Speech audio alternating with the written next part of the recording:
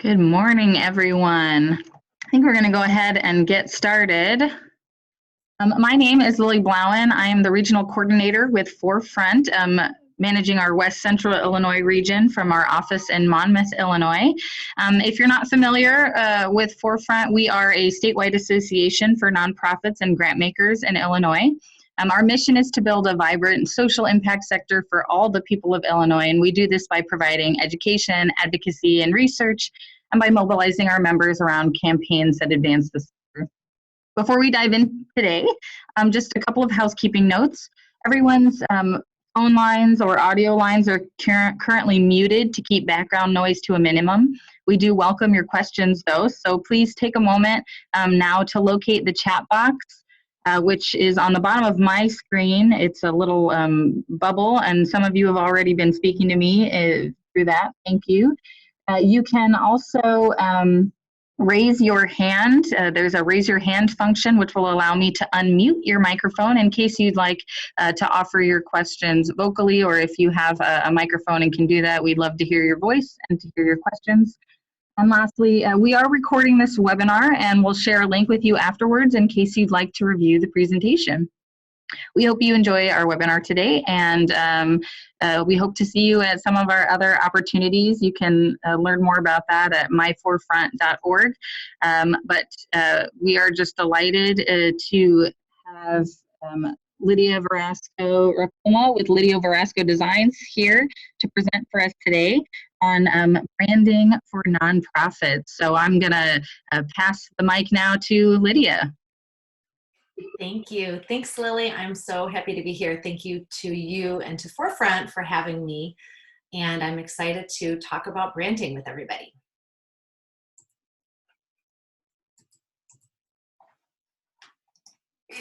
Oops.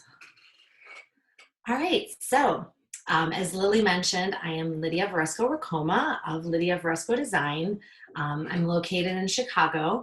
I founded my design studio in 2000.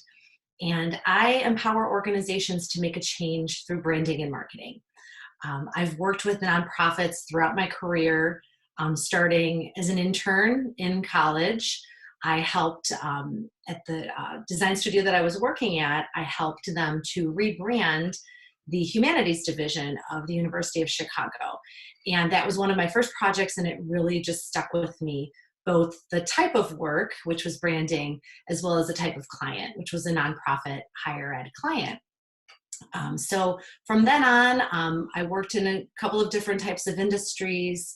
I worked for a restaurant industry for many, many years, and then decided, I guess after my first child was born, I decided I really wanted to do work that mattered, that made a difference, and kind of came full circle back full force into the nonprofit world. And currently I work with nonprofits, associations, higher ed, as well as small businesses and entrepreneurs who are looking to make a change. I'm also currently the VP of Marketing and Communications for the Association of Consultants to Nonprofits Board of Directors. We are called ACN for short. We are a Chicago-based organization for consultants who work with nonprofits. So we provide networking and events and such. And I'm also a branding and creative marketing blogger and speaker, and that's why I'm here today.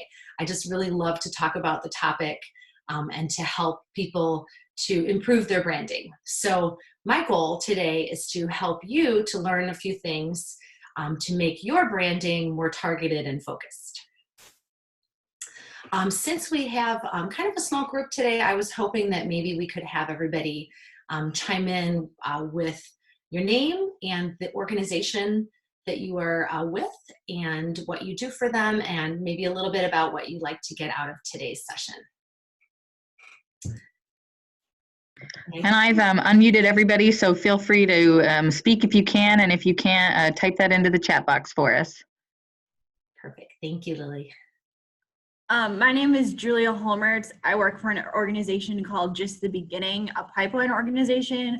We work for diversity in the legal field. Great, thank you. Hi, my name is Missy JJ. I work for Just the Beginning as well. I'm the program manager and I run sort of our programs for our students. Great, thank you. Welcome. Hi, my name is Michelle Rodriguez. I'm with Urban Autism Solutions. We're on the west side, and we help prepare young adults for post-secondary success through job opportunities and training and vocational programs. Great, thank you. Welcome. Okay, I think that's everybody. We've got a couple more I see in the chat box. Diane from Stuart Works Foundation and Kelsey from the Galesburg Area Chamber of Commerce. And thank you both. Kelsey, I see you wrote, I want to learn tools and resources to give our members. Also, I see Magda from Spudnik Press, which is awesome. I'm a former member of Spudnik Press. Used to do some printmaking there. And then Diane, who is from a nonprofit that provides support and information for caregivers of palliative care patients being treated for pain. And Natalia from Rush Education and Career Hub. Thank you. Welcome, everybody. Great. So let's move on. So just an overview for today, what we'll talk about today. We'll talk about what is branding, why is branding important, the who, what, and why of branding, the how of branding, in which we'll discuss the 6 key elements of successful branding. And then I want to open it up to some questions and talk about maybe some of your branding challenges and some solutions that we can work through. And then lastly, I'm going to have a page with a link to some resources, to worksheets and blog posts and different things that we'll discuss during the webinar. Oh, and also, I intend this session to be interactive, and you'll have a little bit of work to do, so hopefully everybody has a pencil and some paper to maybe jot down some notes, brainstorm some things as we go along. If you don't, that's fine. You can just watch, and I will have worksheets in that resources section as well. Oh, and I do see we have a few more people that have joined. Thank you. Larry Hill of Soundtrack Community Development. Thank you, welcome. And Trisha from Freedom House. Thank you again, everybody. Okay, so first, what is branding? I'd like to open it up. We can either, Lily, we can either have people speak up or put something in the chat box. What do you think of when someone says to you, what is branding? How do you define it?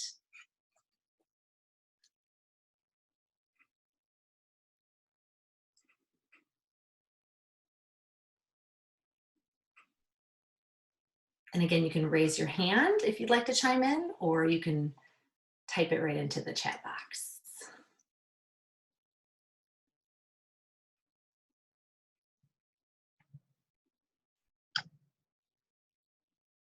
Anybody willing to share? Okay, great. We've got how we want to be viewed by the world. Great. Trisha, the visual recognition of a business or agency. Great. And Julia, I think of branding as the first thing that comes to mind when you think of a brand, like the Nike swoosh. Awesome. Those are all really great. Thank you, everybody, for chiming in. So branding is how people perceive and interact with your organization. So really, like what some of you put in the chat box, it's what people think when they first experience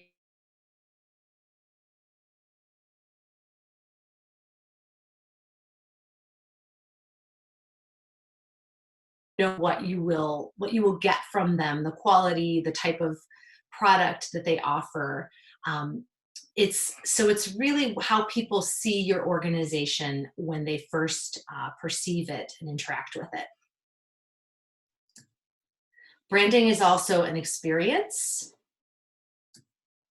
It's a story, and it's emotion. And here's a quote from Marty Neumeier. He's an author and a brand expert. I really enjoy his books. I'll have those in the resource section if anyone is interested in reading more about branding. But he says, a brand is not a logo.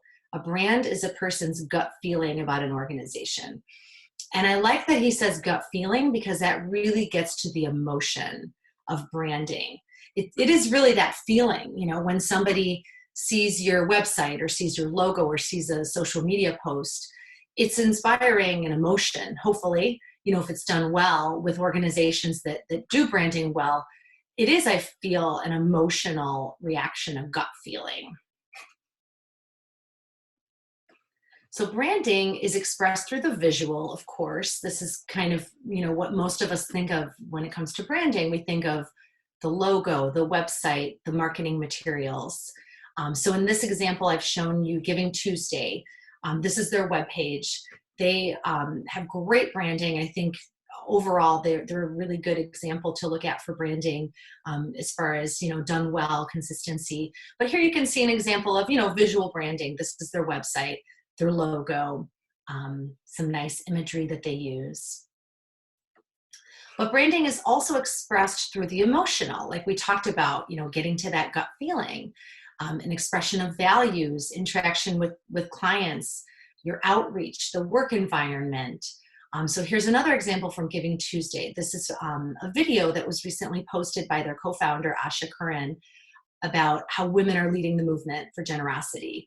And I thought this was a great example of how they are also expressing their brand through an emotional way, by, first of all, showing their founder and having her present a video talking about things that are really important to them, that they value as an organization.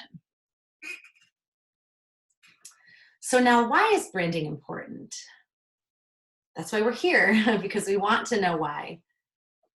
So effective branding can help your organization in many different ways.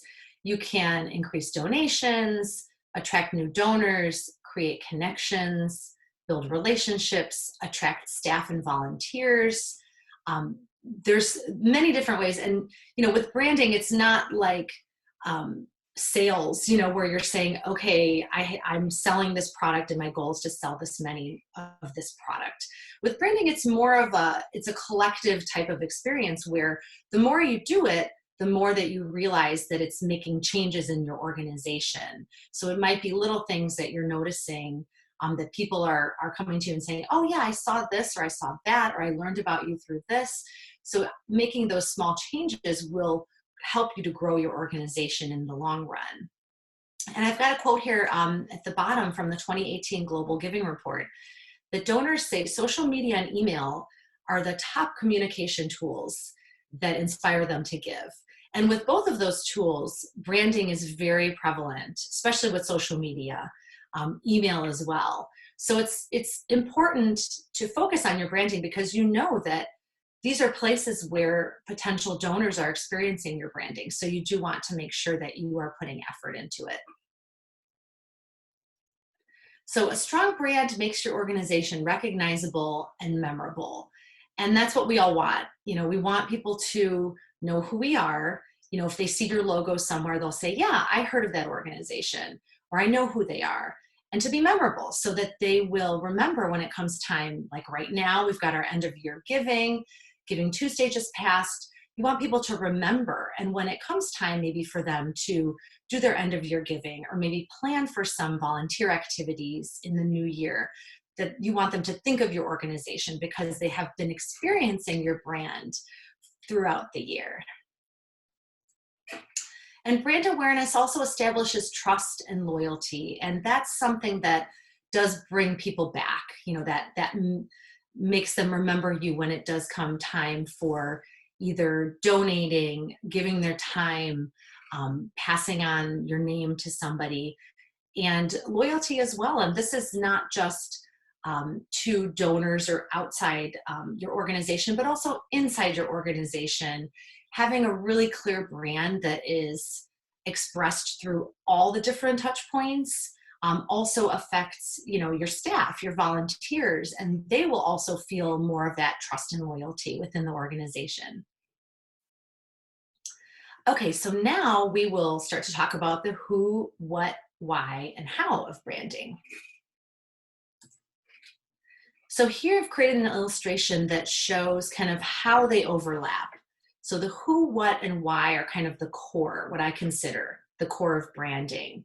And then the how you'll see is on the outside edge, because that's really the way that you're implementing it, the way you're taking that who, what, and why and putting it out into the world so that people can experience it and see it and connect with it. So the who is the people that you serve. The what is the problem that you solve. The why, the reason that you exist. This is what I consider really almost the most important, and the part of it that I want you to spend the most time on is the why. And then the how is the all-encompassing, the ways that you express your brand. And we'll talk a little bit more about each of these now as we move on. So the who is, think of it this way, it's not about you, it's about them. So this is where we'll start to talk about who you serve. So this could be people who receive services or products through your organization. This is also fundraising partners. This is advocacy partners, staff and volunteers, as I mentioned. We want to also include the people within our organization when we think about our branding, because they are also a crucial part of our organization. Okay, so this is where I want you to get your pencil and paper, and we're going to start thinking about your brand, and we'll start asking some questions. So this is the who do you serve? And these are some of the questions that I want you to consider. So who is your ideal audience?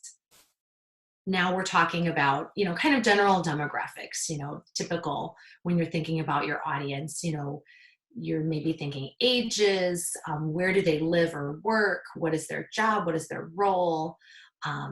Where do they spend their time? In person or online? Do they visit certain websites or social media? Do they go to events? Those are kind of just, the typical kind of demographic questions that we would like to consider when it comes to the who part of your branding. But then also I want you to start to think about, what are their challenges or pain points? What are their values? What is important to them? What inspires them? What do they read? What do they Google? What are the things maybe that keep them up at night? What are the things that are important to them on a day-to-day? These are the things that will really help you to get into that ideal audience of who you are serving, so that you do know how to present your branding to them, and also your marketing when when it comes time to do your marketing. And in this instance with the who, I know with a lot of the organizations that I work with and when I present my workshops, people have multiple audiences that they serve. They have maybe the person that is coming to them for the services that they provide, but then they also have the donors, or maybe they have the volunteers. So sometimes it's good to maybe make a couple different lists of these audiences, these who questions, just to kind of, because it'll be different, for each one of them. Now you won't be changing your branding, but you might just be sort of tweaking your messaging to them. And that's something that we will discuss a little bit further down the road. But just something to think about, that you might have a couple different audiences that you'll be doing this exercise for. So let's take maybe just a couple minutes. If you would like to jot down a few notes. And if you have any questions, feel free to raise your hand and we can take some questions as well.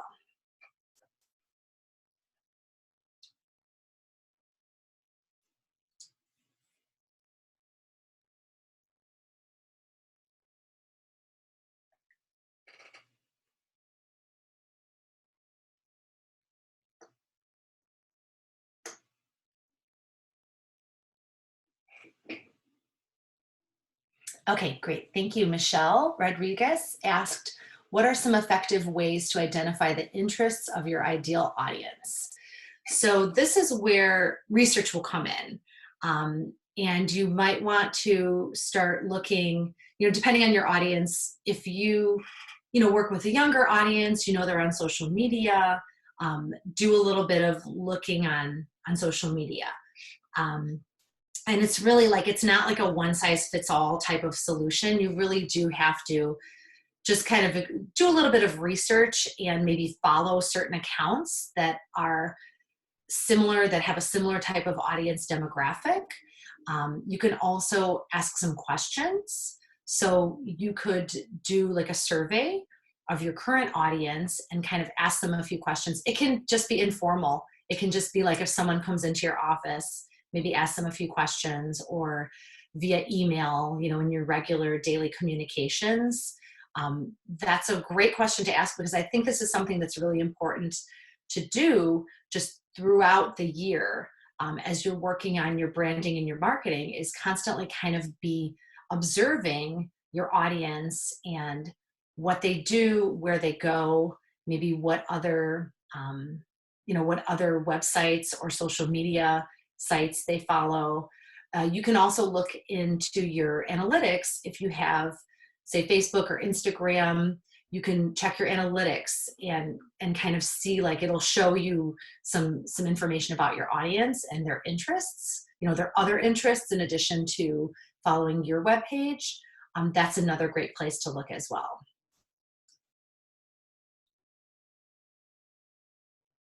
And do we have any other questions about the who? Otherwise, we can move on.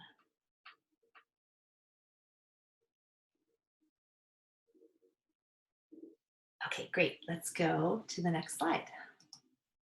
Okay, so now we're at the what.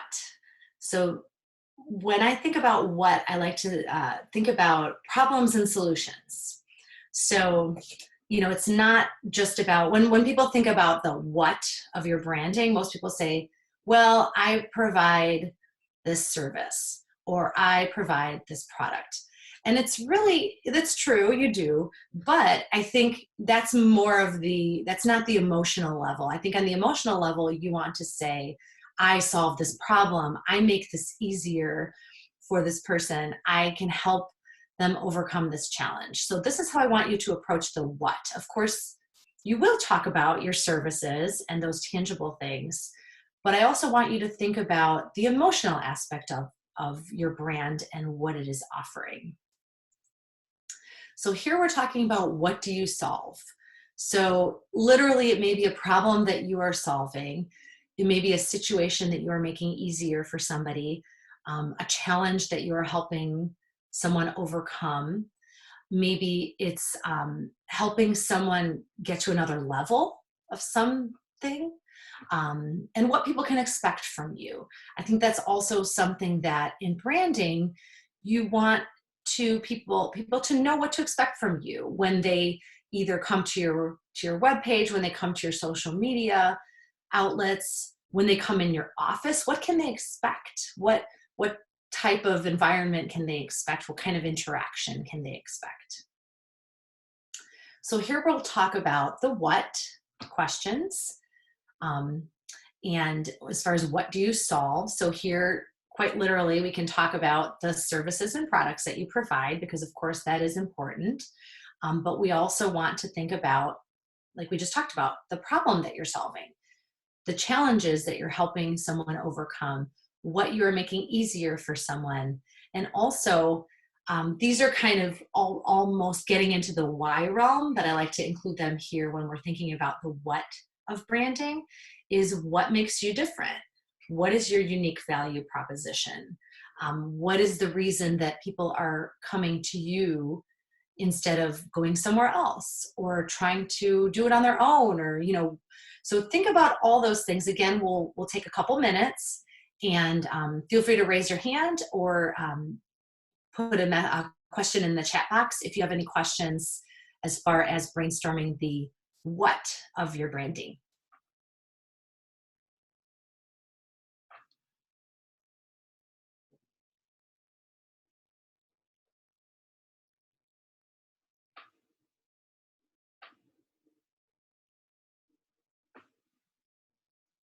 Okay, Magda asked, could you please define unique value proposition? So unique value proposition is one of those kind of branding terms that gets thrown around. Sometimes you hear it called unique selling proposition, USP. Sometimes you hear people refer to POD, point of difference. So it's basically what makes you different. And this is something we'll talk about a little bit more in the why as well, but it's what does your organization do that is uniquely different from another organization that does something similar. And I think, today we feel like, oh, we are unique, we are different. But, there are so many people doing the same thing. Even for me, I feel like, okay, I'm a graphic designer, I'm an art director, I work with nonprofits. But yes, there are other people that do what I do. So I need to think about that too. What is my unique value proposition? And in my case, what I think makes me unique with working with clients is that I'm like fully in with nonprofits. I have worked with nonprofits for 20 years.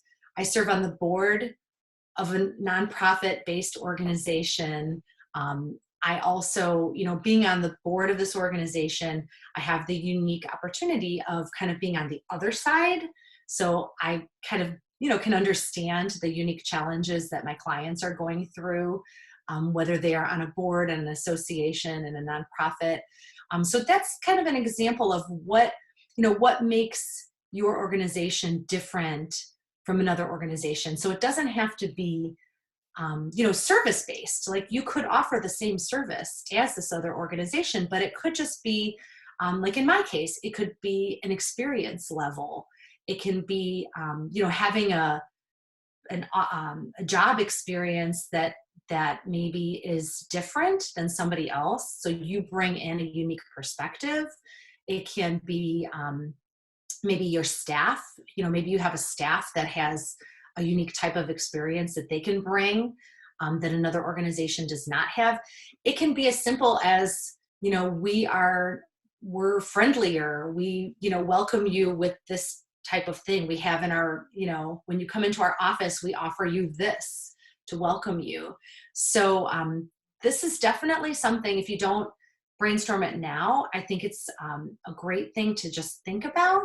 And I have a worksheet for that as well. I'm going to make a note to add that to the resources page, because I think that's one of the things that once you kind of figure it out, it really does help you with your branding and marketing, because you're able to express yourself and what makes you unique, and people will pick up on that. So thank you, Magda, for asking that question.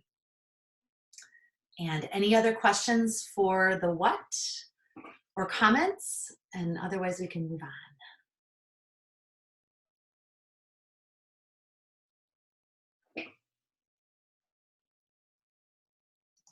Okay, so we'll move on to the why. And as I mentioned, the why is what I consider the most important part of your branding. And we kind of did a nice segue into it, because we will talk about that unique value that you offer and how that is part of your why, and how it's all about the connection. So again, we're going back to originally that quote about branding and how it's a gut feeling and an emotion and a connection.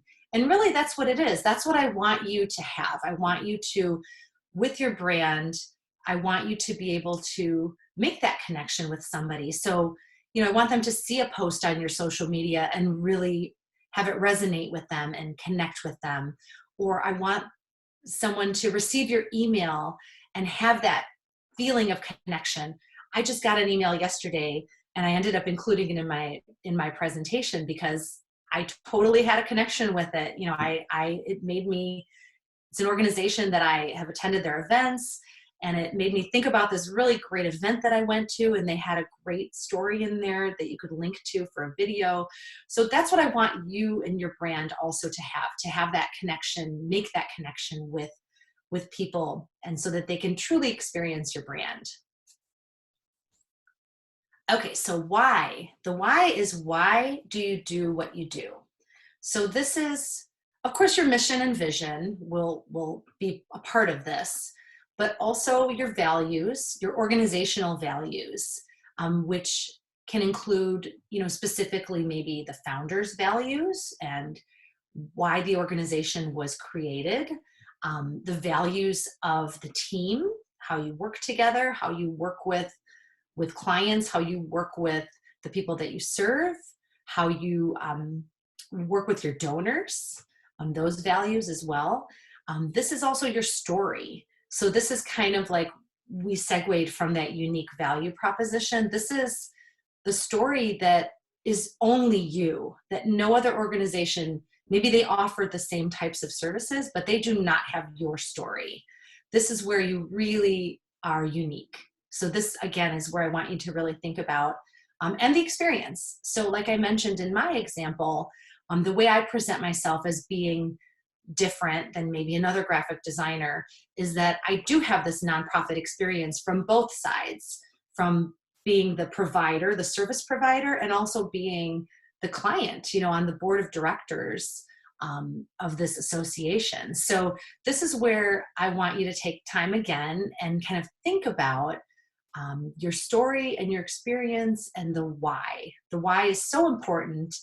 And you'll see as we go along that the why is really important as far as expressing your branding and putting it out there into the world. So we really do want to spend time on figuring it out and determining what our why is. So here are some why questions. As I mentioned, we'll kind of start with sort of the basic. Why was your organization founded?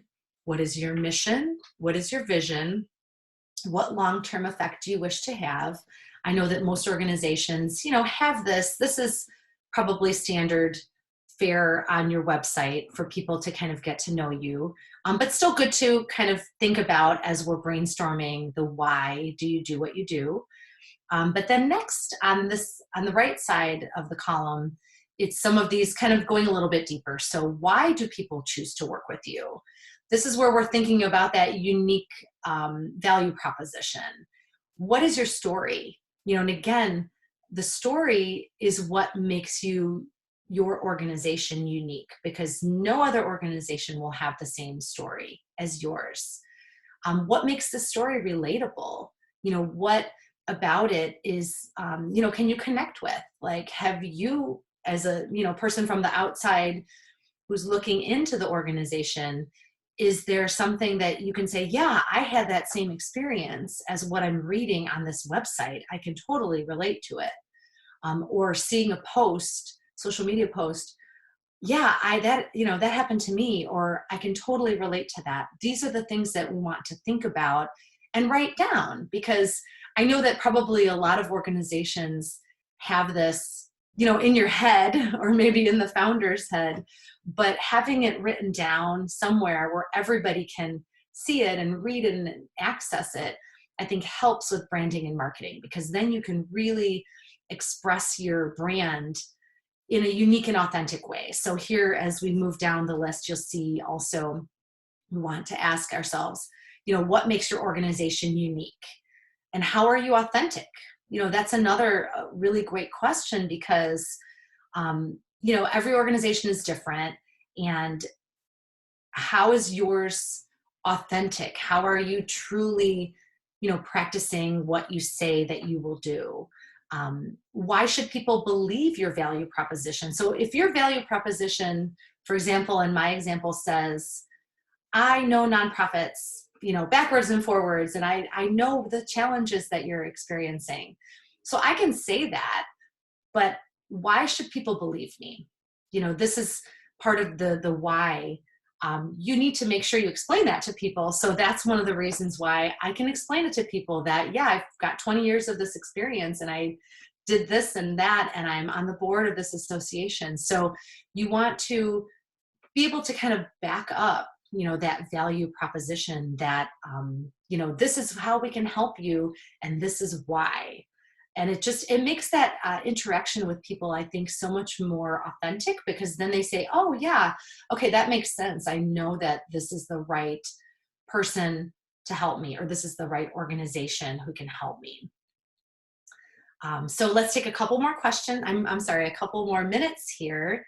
And again, if you have any questions about the why, feel free to type it in the chat box.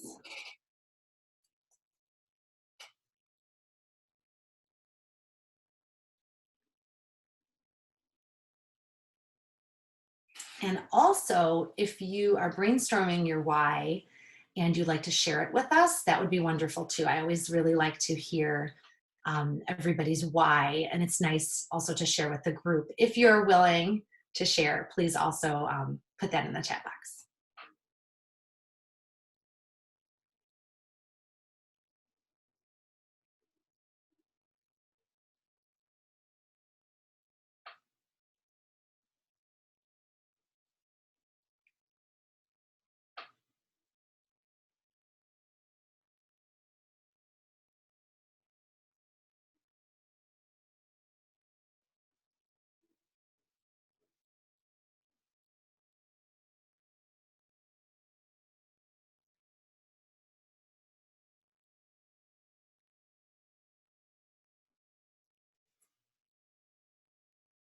Okay, if you are all ready to move on, we will move on. Okay, so now we're going to talk about the how. So this is, as I talked about in the beginning, this is the actual doing of your brand, the execution, the putting it out there into the world, as I like to say. And as I've got here on the slide, you want to make it thoughtful and focused. So I started out with my presentation. I said my goal is to help you to make your branding more strategic and focused so that it's, you know, your branding is targeted to the people that you are speaking to, and it's focused. So you're really talking about just that one thing, and not 100 other things. So this is where we'll start to talk about the actual ways that we can work on our branding to make it more thoughtful and focused and not to feel so scattered. I know that in doing presentations for other nonprofits, I know that one of the things that comes up quite often is we don't have time, our efforts are scattered, we've worked with, you know, 5 different designers and all our materials look different. So this is where we'll start to talk about some of the ways that you can get things done in a more thoughtful and strategic way and be more focused. So be more focused in your outreach, and so that you know that you're talking to the right audience and able to make that connection rather than just talking to everybody and not really making a connection with anybody. So in this part of the presentation, we will talk about what I consider the 6 key elements for successful branding. Some of these you may already have in your organization. Well, I'm sure everybody has a visual identity unless you are just starting. Other parts maybe you don't have, so it's something that we can talk about and brainstorm a little bit today. And then you can always, when you go back to your office, spend a little bit more time working on it yourself. So we'll start out with the audience persona, the who. Then next we'll talk about the brand positioning, which kind of puts together the who, what, and why. Then we'll talk about your brand messaging, basically what the messages that you're putting out in the world. Next, your visual identity. That's, like I said, logo, graphics, brand guidelines, one of my favorite topics to talk about. And lastly, the brand touch points. So we'll talk about each of these a little bit more. Okay, first we have our audience persona. So this is the who. This is the description of your ideal audience. So these were some of those who questions that we talked about. You know, the typical demographics, but also the values, the needs, the fears of your audience. And this is really important because this is something that will guide your branding and your marketing, and it will also inform your voice. So as you develop your brand voice, and that's kind of, you know, the way that you speak to your audience, you know, whether it's in an informal way, whether it's formal, friendly, this persona will guide it because you'll know who you are speaking to. So you will know how to craft your marketing and your voice in a way that it will connect and resonate. So as we talked about a little bit earlier, you may need to create more than one of these depending on the type of organization. You may have a couple of them, one for each of the audience segments. And as I put at the bottom here, I will have an audience persona worksheet available in the resources. So today we won't necessarily fill out the worksheet, but I'll show you an example and then you'll be able to download them at the end of the presentation. And actually I should ask a question. Does anybody in your organization have audience personas that you've created? You can either, I guess, raise your hand or drop it in the chat box.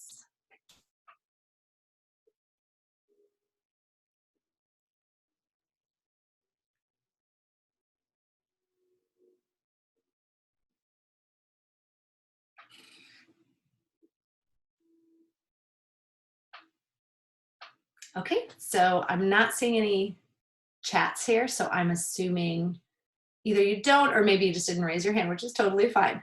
So that's good, then we'll talk about this a little bit more. So here's an example of just a little snippet of an audience persona that I created for an organization. They are called CGT Connects, and they are an online platform that connects nonprofit organizations with consultants. So nonprofits can post RFPs, job opportunities, and consultants can search them. They just launched earlier this year, and she and I, the founder, and I went through a brand exploration to kind of, figure out who they are, basically their who, what, and why, before she launched her brand. And part of it was, of course, determining the who. So we went through the exercise of creating the audience persona worksheet. And like I mentioned, this is a little snippet, but just to give you an overview. So we looked at some of the demographics that they developed through research. So based on the question that came up earlier from Michelle, like how to identify your audience, she did a lot of research. We also brainstormed together, both of us being in the nonprofit realm. We did a little bit of brainstorming on our own. She surveyed, people that she knew in her network. So you don't have to, all of this won't just come immediately. It will definitely take some time. You might need to do some Googling. In her case, she researched a lot of other websites, other online marketplaces, I guess, that do similar type of work to what she's doing. So that's, kind of how, just so you know how we came to all of this demographic research. It came from a lot of different places, different resources, I should say.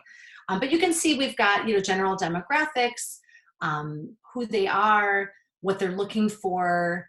They use social media. They ask, in the case of the consultant, they maybe ask online or in their networks for advice, the values for each of them, the challenges. So these are, in this case, we created 2. And with an audience persona, I usually name it, Carrie Consultant, Nancy Nonprofit. Sometimes people even put a picture, just to kind of, make it a little more personal. And this is a great document to create and have somewhere where anybody on your team can access it, so that if they are working on a marketing piece, they can really kind of hone in on, what your ideal audience is looking for and how you can best reach them. So this is a great exercise to go through if you haven't, and something to have on hand, a shared document that your whole staff can access. And again, there will be a worksheet at the end for the audience persona. So next on those 6 important parts of your branding is the brand positioning. So this is really rooted in the why. It's a value statement. So it is the who, what, and why of your brand, why people should believe your brand promise, as we talked about earlier. It's the why you do what you do and why people should believe that you are the right person to provide what they're looking for. And in the brand positioning, you want to focus on what makes you unique. And this is not an exterior facing document. This is not something you put on your website or share with people, like your mission or vision. This is really more of an internal document that you will refer to as you go through your branding and develop marketing pieces and marketing outreach. So you don't really have to worry about writing it necessarily for your audience.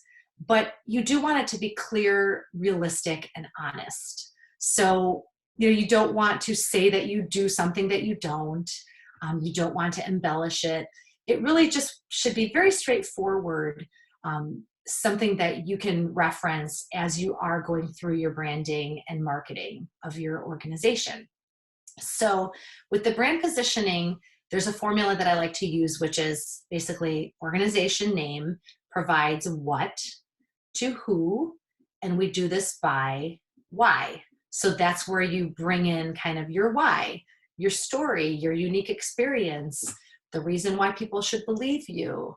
And again, as I mentioned, there will be a worksheet that you can download and work on your own time. And I have an example, and this is also for my client CGT Connects. We, as we went through our brand brainstorm, one of the things that we did was together I helped her to create the brand positioning.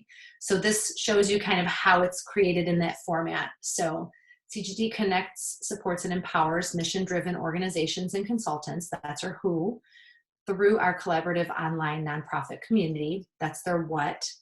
And again, we brought in a little bit of that emotion. We could have just said through our online nonprofit community. But one of the ways that she feels her community is different is because it is collaborative. So it's not just, here's the jobs, look through them and see what you want.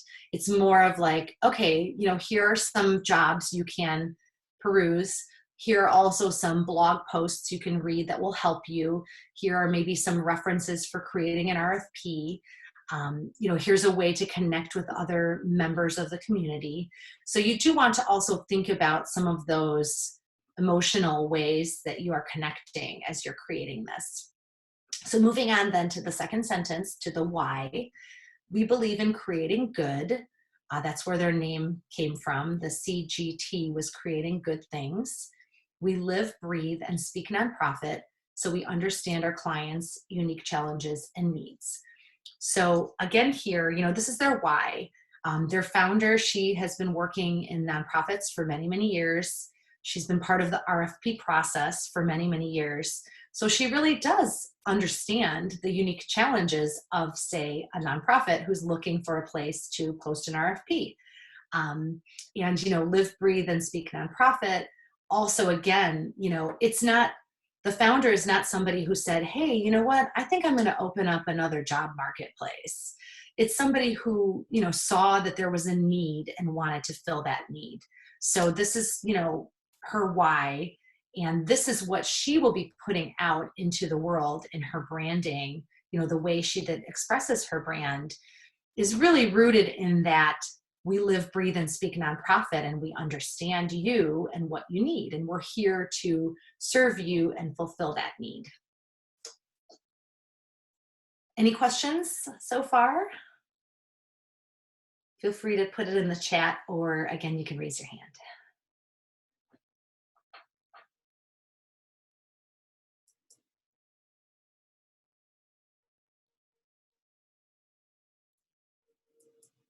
Okay, I think we can move along.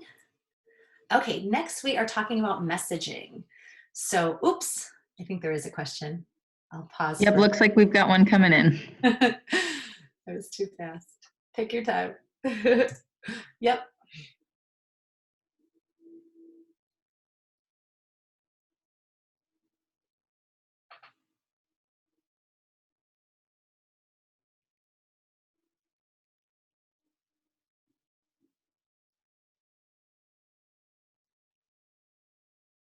Okay, Magda, if you have a question, feel free to type it in, or else I can just pause here for a second. There we go. Could you go? Okay, is it better to have a more succinct who? Yes, you can. This is kind of a paraphrased version of their brand positioning statement.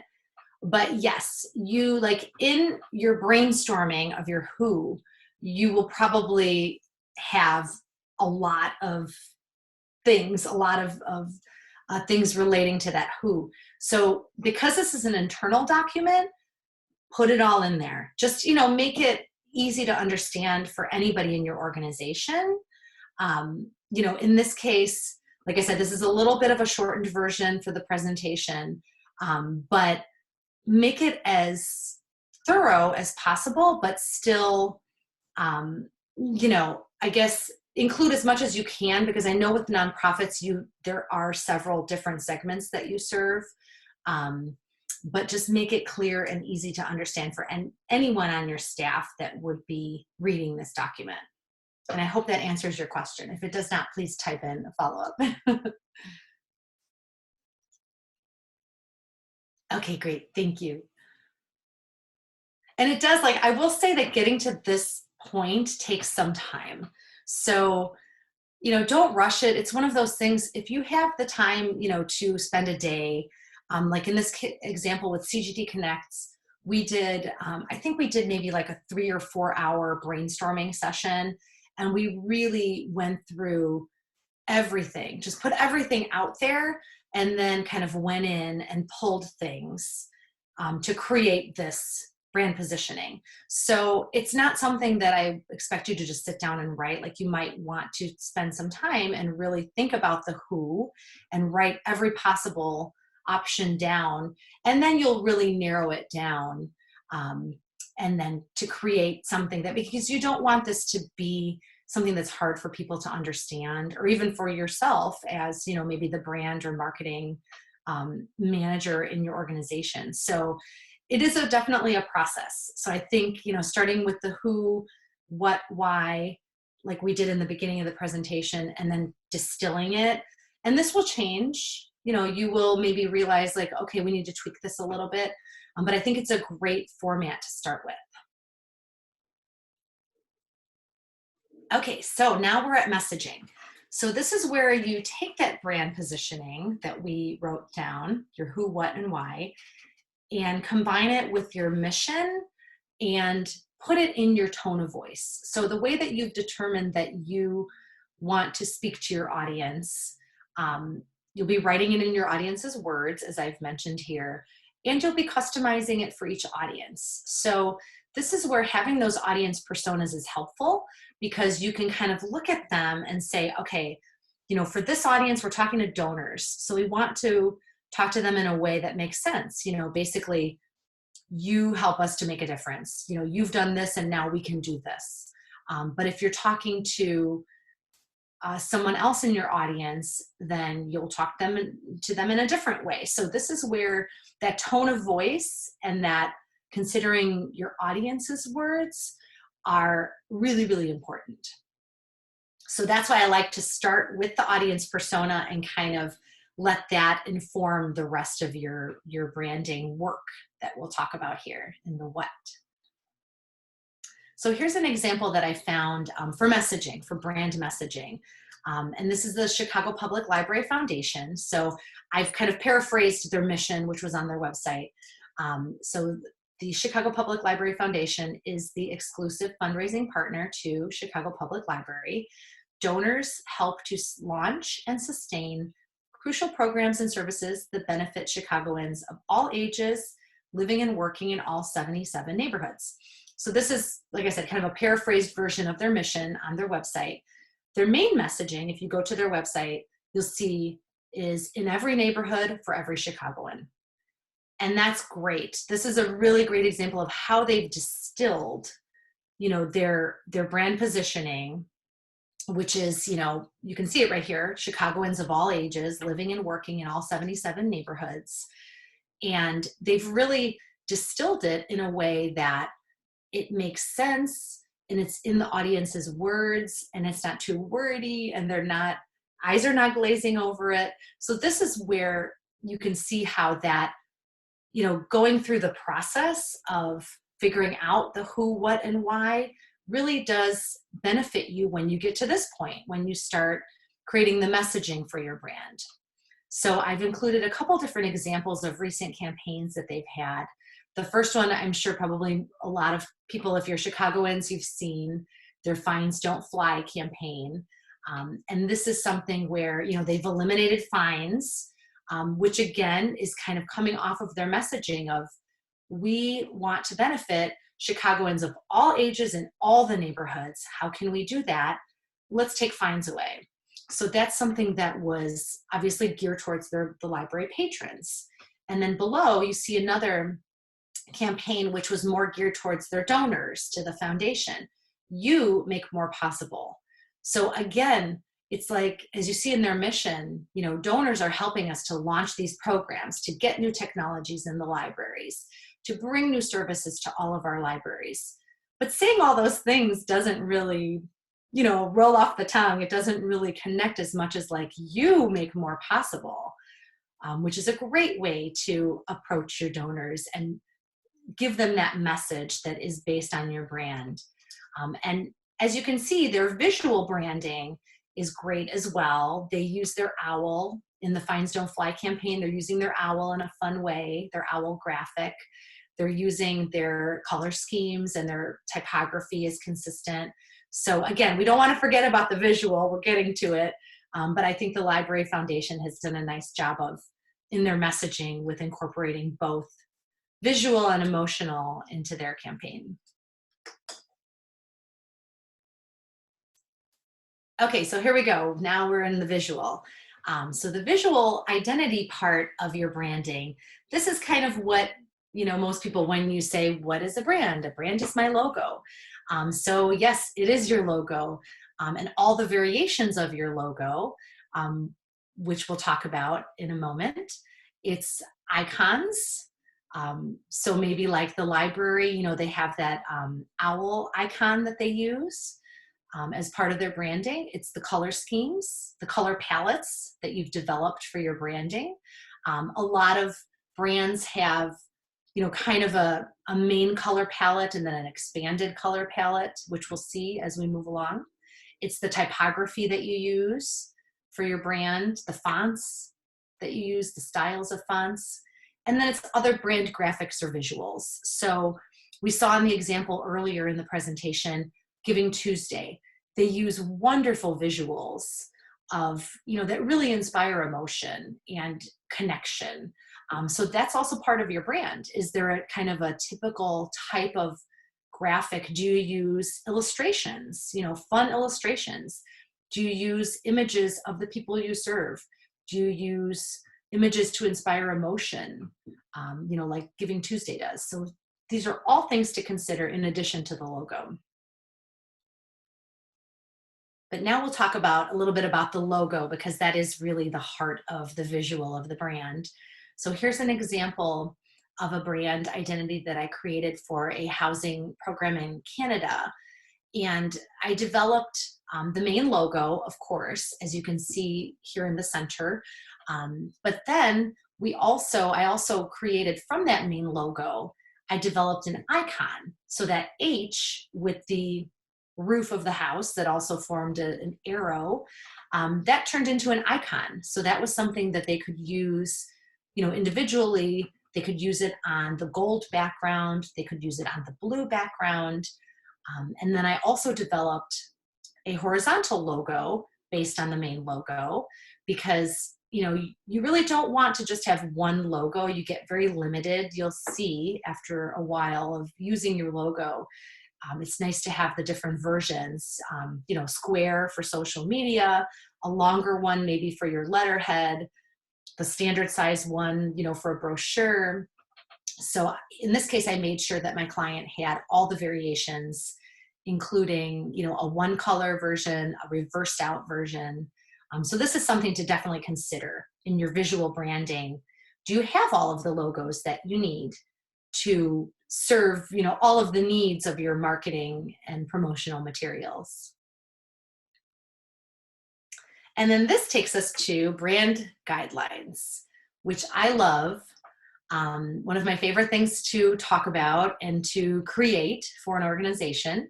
And the brand guidelines are an overview of your organization's branding. So this is, you know, the brand book, as they call it, really important thing to have in an organization.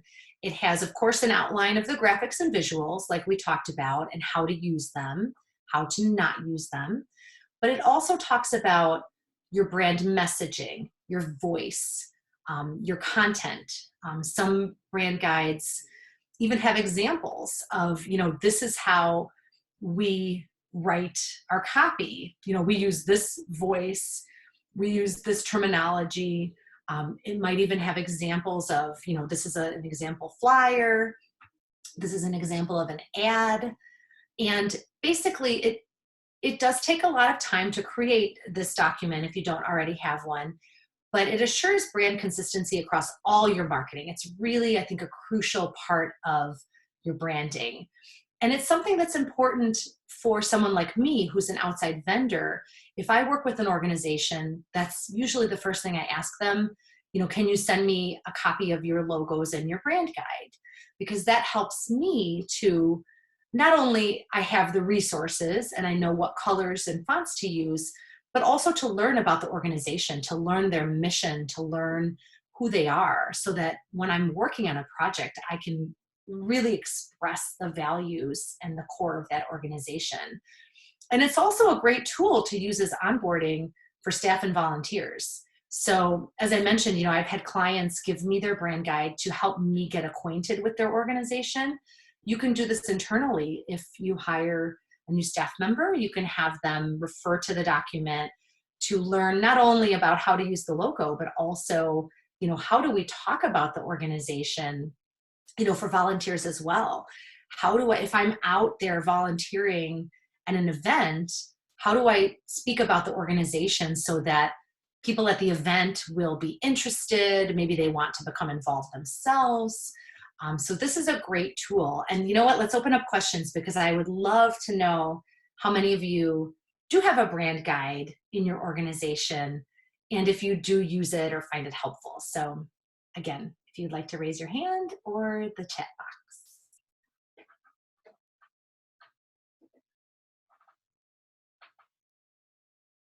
Oh, okay. While we're waiting for the answer to that, Julia has asked a question. Do you have any tips for picking typography for an organization? Yes, I could probably talk about it all day because I love typography.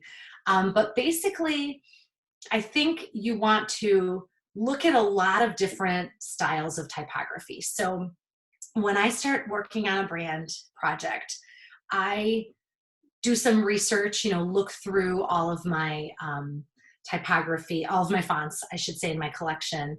And I see, this looks interesting, this looks interesting. And I basically just put up on a page like 10, 20, depending on how much my creative juices are flowing, all these different examples of fonts that could be used.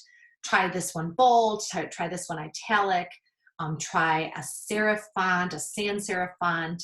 And again, this, once you've gone through the exercise of your who, what, and why, you kind of know, it'll give you a sense of, how do we want to portray ourselves to our audience? So then you can say, okay, well, let's look for a font that looks friendly and approachable, maybe something, with a softer edge, or, if we want to really, be perceived as a little more professional, or, maybe you're using like a sans serif font, like a Garamond or something that's a very classic font. Or if you are, trying to be more kind of cutting edge, you'll pick maybe something that's more of a fun or funky type of font. So in my opinion, it's, go through the fonts that you have and just type out, the name of your organization, or maybe just some sample copy, and put it in different fonts. And you'll be amazed how different, you'll look at one and be like, oh, this is so wrong. And then another one, this is perfect. And you'll also see the variations with letters. So for example, like here in brand guidelines, there's a G. G's look different. Sometimes they have the little, I should know the term for it, the little part that comes down vertically. Sometimes they don't. Sometimes they have, embellishments on them. But doing this kind of creative exercise will help you see which fonts, kind of fit the tone and voice of your brand. And it's fun too. That's one of my favorite parts of the project. Okay, great. And I see Julia also commented that you don't have brand guidelines, but it's something you want to work on. Wonderful. As I have here on the bottom of the screen in my resources, I have a blog post that I wrote with tips for creating brand guidelines. kind of an overview of, you know, the different sections that you would like to include. And I have lots and lots of examples. So I have a couple of web pages you can go to see examples, which in my opinion is a great way to see, you know, how to create your own brand guidelines, is kind of see how other people are doing it and what they're doing that is appropriate to your organization, because you may not need to go all out. You'll see some brand guidelines are like hundreds of pages, which you may not need. You know, you can do 10 pages and it's enough for your organization. So I think hopefully everybody will find that useful. It'll be in the link to the resources. So speaking of brand guidelines, I found a wonderful example from Global Giving. I've grabbed a couple other pages to show you how they approach it. I think it's a nice, it's probably a good kind of middle of the road brand guide. You can see it's 48 pages. It's not overwhelming, but it does contain all of the key elements that I think are important to have in brand guidelines. So you'll see the typical, you know, logos, colors, how to use our logo, how to not use our logo, which is always very important to include, typography, imagery, brand elements. But also, I really like that they have these two sections here at the bottom about their identity and their voice. So they talk about their core values, and they present it in a really nice way that is easy for anyone to understand, whether inside or outside of your organization. And they pair it with imagery, which is great, because then you can also kind of get a feel for the type of imagery that this organization uses. And then on the next page, I really like that they have a page dedicated to their audience. And as you can see here, they've done a great job of breaking it out. Global Giving has 3 main audiences: donors, companies, and nonprofits. And then they also go on to say, we have a variety of secondary audiences, of course, strategic partners, media, staff, board of directors, and so forth. And this is a wonderful way to present in your own brand guide, your audiences. And as you can see, it's really simple. You don't have to go crazy with it, but it's something that, you know, anyone can reference it and can be up to speed and understand your brand. And when it comes to marketing, promotion, getting the word out there, you'll have a great basis to start with. So this one I'll have on the resources page. You'll definitely be able to check this one out and download it. And then I'll also have links to like hundreds of other ones, not necessarily all nonprofit guides, but you know, you can still get good inspiration from the for-profit companies as well. Okay, so the last part of our 6 crucial elements of branding that I'd like to talk about is the brand touch points. So these are the places where your audience experiences or interacts with your brand. So all touch points should clearly represent your brand, stand out or leave a positive impression, and inspire an action. So this is where, you know, the call to action comes into play, whether it's make a donation, learn more about volunteering. You know, you want them to do something, even just, you know, come back next week to read our blog posts, you know, so that they come back, so that they stay connected with you, basically. And with touch points, less is more. You definitely want to focus on the relevant ones. So if your audience is not on Instagram, don't worry about Instagram. You know, if you know that email is your really heavy marketing tactic that people respond to, focus on email. So, you know, you want to try to kind of figure out, and this is again where the research comes in, figure out where your audience is and focus your time in those places, because it's hard to be everywhere, especially with social media.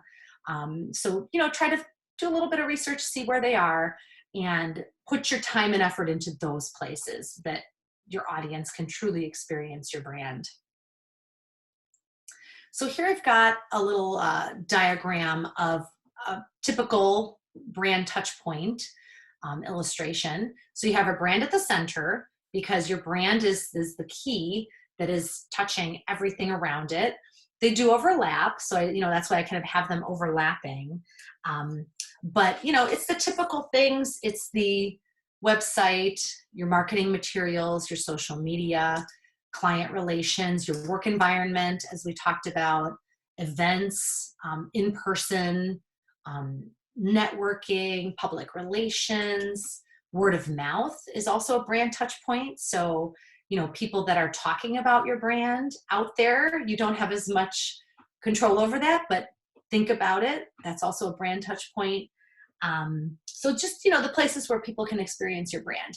And this is kind of a nice way you can sketch it out for yourself. Just put the brand at the center and kind of, you know, a bunch of bubbles emanating from the outside. You can even make some larger if they're more important and make some smaller. But again, I find that it's useful to have things, you know, written down or sketched out just so that I'm a visual person, of course, but just so that you can see it makes it a little bit easier, I think, as you're doing your branding and your marketing as well. Okay, so before we move on, I've got some examples that I wanted to show of strategic and focused branding. But before we move on, if there are any questions about those 6 important elements of branding, feel free to raise your hand or drop it in the chat box, please.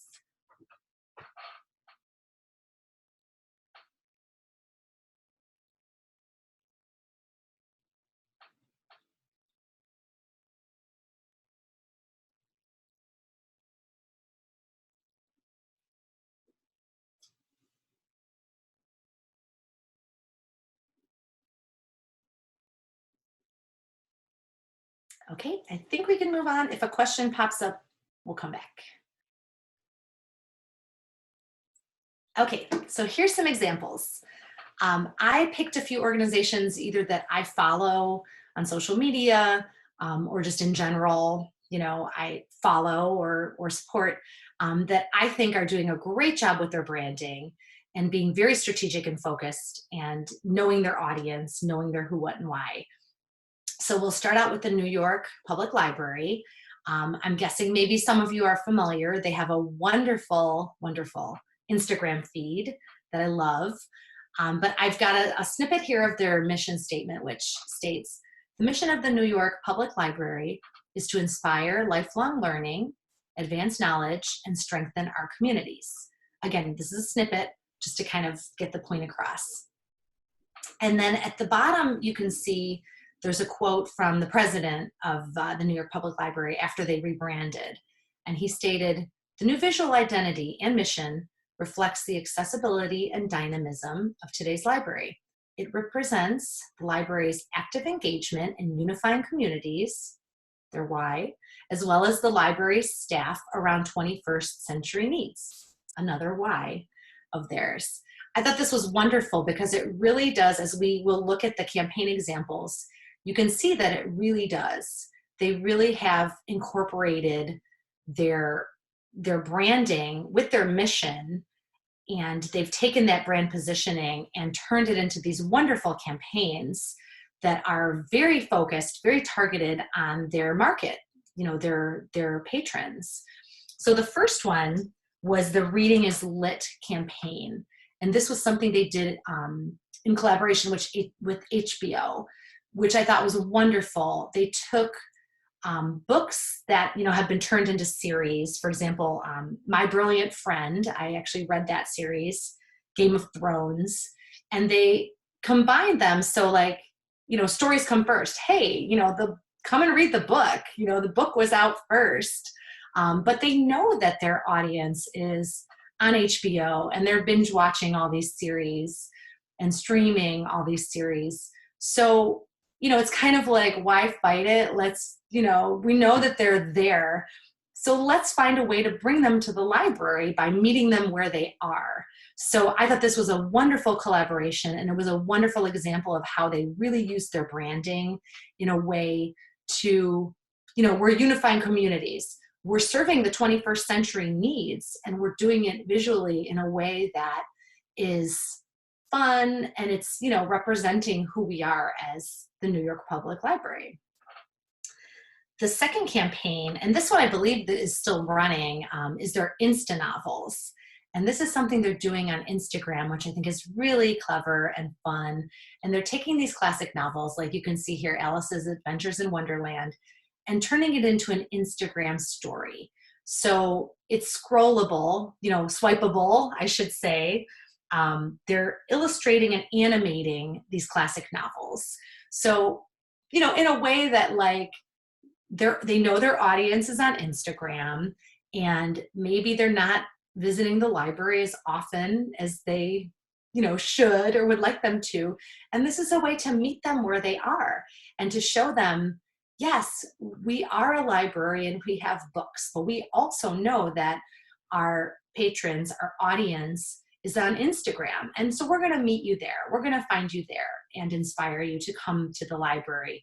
So you're going to swipe through this Insta novel, and then you're going to say, okay, now I want to go and read the real book. So I thought, again, it was a great way of them to take their branding and who they are and visually turning it into this campaign that really spoke to their audience and was creative and inspiring as well.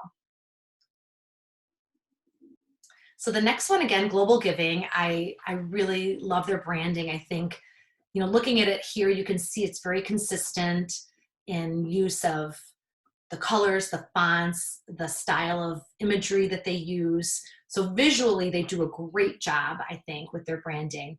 But they also, with their messaging and with their outreach, they do a wonderful job as well, I think. So again, their paraphrased mission: Global Giving connects nonprofits, donors, and companies in nearly every country around the world. We help local nonprofits access the funding, tools, training, and support they need to become more effective. And at the bottom is a quote I pulled out of their brand guide. Storytelling and communications are not just a means for building Global Giving's brand and identity. They are a strategic part of helping us achieve our mission and vision. And this is wonderful because this is exactly what you want. You want your mission and your vision and your brand and your communication outreach, all of it to work together. It's all a part of the puzzle, I should say. And they do a nice job here visually. As I mentioned, the first example is their Voices from the Crowd blog series, where they are featuring stories from nonprofits that have benefited from their service. Then they have on Instagram, they have a Motivation Monday feature where they ask for quotes from their audience and they share those. So they're being very interactive with their brand and very consistent. You'll see the Motivation Monday always has, the gray sidebar, their brand font. So you notice it, it pops up in your feed. You say, hey, that's Global Giving. Cool. You can recognize it. And then the last example is their Nonprofit Partner Handbook, which I thought was really neat. And it's an online guide for nonprofits to kind of figure out what they need. You can click on either of those to go directly to what you need. Do you need to just learn about them, get started? Do you want to start fundraising? So again, it's part of their brand. Their brand is telling stories and helping nonprofits become more effective, and benefiting organizations across the world, all around the world. And I do believe that they are visually and through their messaging, I think they're doing a really good job of expressing that through all channels. This is a great example of multi-channel branding and marketing as well. And the last one, this was the one I had mentioned earlier. I got the email yesterday from Chicago Children's Choir, and I said, I'm going to put that in my presentation. Because I just love what they do. I attended one of their events. It was earlier this year. It was wonderful. And so I got that email and I see this boy smiling, and it just brought me back to that event and seeing the students perform. Talk about an emotional connection with the brand. So that's why I decided, okay, I'm going to put this as well as an example. So again, paraphrasing their mission, Chicago Children's Choir inspires and unites youth from diverse backgrounds to become global citizens through music. CCC has grown from one choir into a vast network of in-school and after-school programs across the city of Chicago. And the messaging on their website, you can see below, inspiring and changing lives through music. Wonderful. What a wonderful way to distill that into their brand message, their emotion that they're trying to bring across. And that is definitely felt at an event. If anybody has attended their events, I think you really feel, the students, they come up and they talk about how CCC changed their life, and it's amazing. So they are really expressing that through all their brand touch points, in my opinion. So here you see their website, and then the email that I mentioned that I received yesterday, asking for, end of year donation, and linking to a story here with one of the singers, which is wonderful. And then on the right is a snippet from their annual report where you can see this map that really visually puts into perspective just how vast their network is. So I think, looking at it all together, you can see that, through their brand, they are showing you how they are inspiring and changing lives through music. Okay, so why are all these examples successful? Because the messaging is aligned with both the organization's mission and the brand. So this is what we've been talking about, how we want everything to be connected. We want, your brand to express your who, what, and why, and we want that to express your mission and who you are, all of it visually and emotionally. And here's a great quote from the New York Public Library, their director of digital media, when they were doing their rebrand, the Insta Novels campaign. And he says, "What's great about this project is how perfectly it aligns to both our mission and our brand. Part of our mission is to inspire lifelong learning, and our brand is bold, smart, and innovative. Anytime we can inspire people to read, learn, and think more is an opportunity for us to carry out our mission." I thought this was wonderful because it really it does show you how they were able to combine those two, their mission and their brand, in several wonderful ways. And I do highly recommend following them on Instagram. I think they're a great inspiration for branding in general. And if you're a book lover like me, you'll enjoy it as well.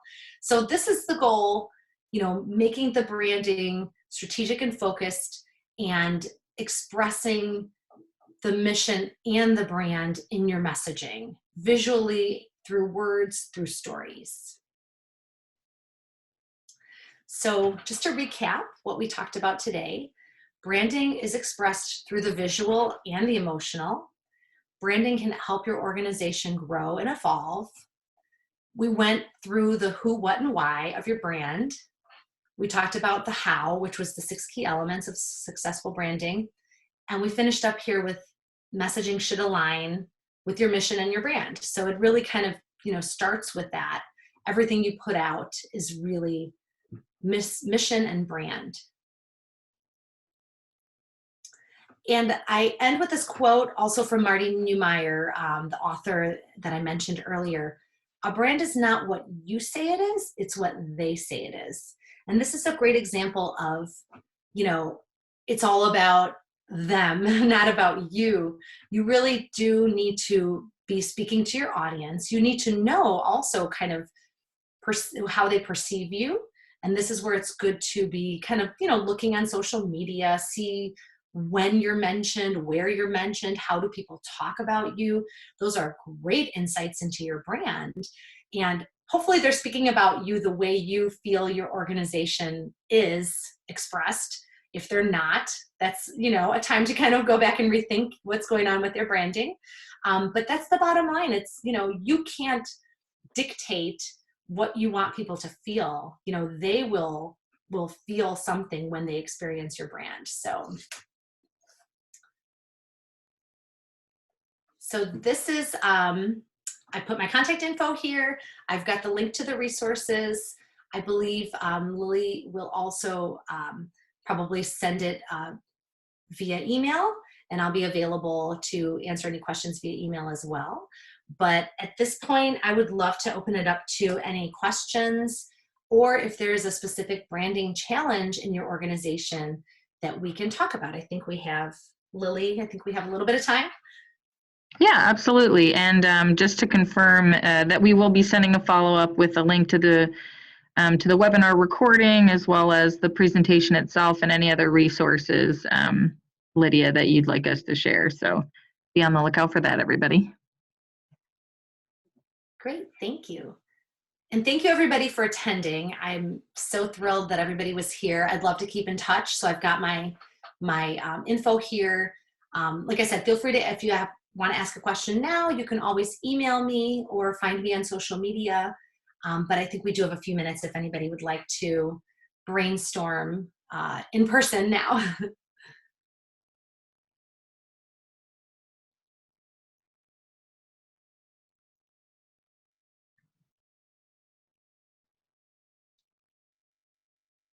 Any challenges? Oh, thank you, Magda. I see Magda has to run. Thank you so much. Thank you, Julia.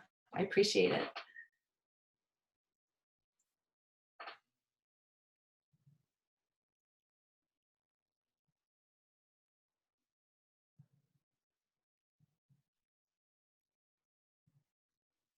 Anybody want to share a question, a challenge? Otherwise, I have a couple prepared that come up I can talk about if nobody has any questions. One of them is consistency. I know that often organizations tell me, as I mentioned earlier, we have 5 different brochures designed by 5 different designers and they all look different. And this one has this logo and this has a different logo. So that's where your brand guidelines come into play. That's where having a shared folder with all of your assets comes into play, having all of your logos in one place. Make sure that people know where to find a logo when they need it. You know, doing a little bit of that organizational work up front helps. I think like creating the brand guide is, you know, it maybe takes some time, but it does help. Any other questions? Another question that comes up, let's see. Consistency, budget. Budget always comes up. How do I do this if I don't have the budget, you know, to have someone on staff to do branding or design? Again, I think doing a little bit of the legwork in advance. So doing some of that brainstorming to determine your who, what, and why, writing it down, you know, writing down at the very least, writing down your audience personas, your brand positioning statement, and maybe a couple of examples of messaging. Having those written down are great. What else? The brand guidelines helps because then when you do hire somebody, an outside vendor, they don't have to spend as much time, you know, figuring things out. And also, I think, you know, the person that you work with will understand your organization better if you can give them as much information as possible up front, and that will cut down on the time they need to do to research your organization. Those are just a couple of tips for budget, because I know that comes up often.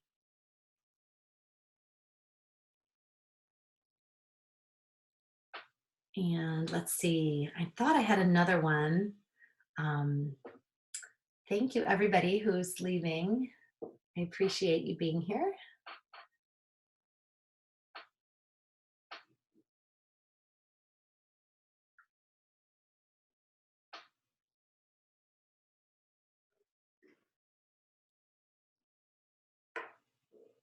I think we have like 1 more minute, maybe, Lily, if anybody has a question. Yeah, if anybody's got one, speak now, or again, Lydia's information's on the slide on the screen, and we'll be sending this to you. So if 4 minutes after you log off, you think of a question, you'll have a way to reach out. And thank you, Lydia, for making yourself available. We really appreciate that.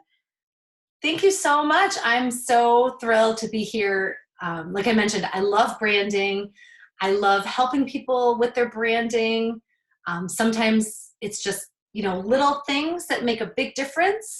So I hope that I've inspired you to even just make, you know, a small change or take a small action today, and to make your branding more strategic and focused and get it out there. And I'm going to follow everybody so that I can see what you all are doing too. All right. Thank you, everybody. Have a wonderful rest of your week, and hopefully we will see you at some of our upcoming programs, either webinars or in person, you can check those out at myforefront.org. And again, be on the lookout for that follow-up email. Thanks, everyone. Thank you.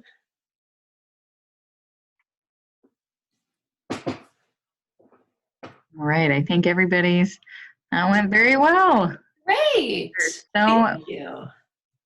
Gosh, I thought I was going to be short on time, and then I looked at my watch like, whoa, we only have 5 minutes. So good thing people didn't have a lot of questions. well, you did. I mean, I think you did such a great job, and it was so nice that you worked in. So let me put my camera back in. So nice that you worked in.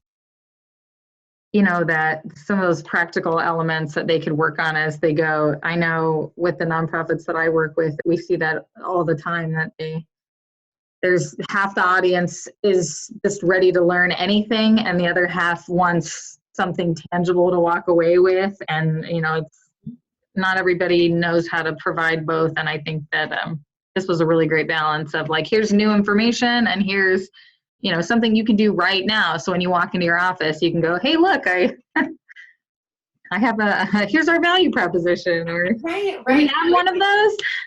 Yes. Yeah. Well, that was something that came up in one of my workshops. Somebody asked, you know, well, how do I write my brand positioning? You know, and then I was like, okay, next workshop, I'm putting together a worksheet for that. Yeah. Because I think, like, you know, I can say, oh, here's the formula and here's an example, but it still is like, okay, you're going to get back to your office and be like, oh, you know, I forgot, or, you know, I don't remember what the formula was. So then I quickly put together a worksheet because I realized, like, that's how I like to work too. I like to have a visual that kind of guides me through when I'm learning something. Yeah. So yeah, so hopefully people will find it useful as well. Yeah. So if you want to, whenever you don't have to do it today, whenever you have time to just send me your presentation and any other links or attachments that you want me to share, and then I'll make sure to copy you on that message that we send out as well. That way, oh, you know what? I'm gonna